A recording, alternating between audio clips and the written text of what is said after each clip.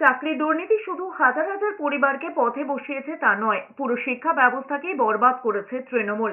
আলিপুরদুয়ারের সভা থেকে চাকরি দুর্নীতি নিয়ে সরব হয়েছেন প্রধানমন্ত্রী নরেন্দ্র মোদী। সুপ্রিম কোর্টের নির্দেশে 2016 এসএসসির পুরো প্যানেল বাতিল হয়ে গিয়েছে। প্রায় 26,000 শিক্ষক শিক্ষিকা শিক্ষাকর্মীর চাকরি চলে গিয়েছে।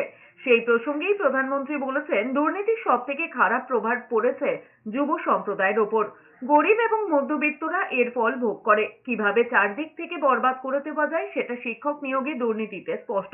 তৃণমূলের শাসনে হাজার হাজার শিক্ষকদের শুধু ভবিষ্যৎ নষ্ট নয়, পুরো পরিবার সন্তানদের শেষ করে গিয়েছে। তৃণমূল সরকার এরাজ্যে ছেলে মেয়েদের অন্ধকারে ঠেলে দিয়েছে।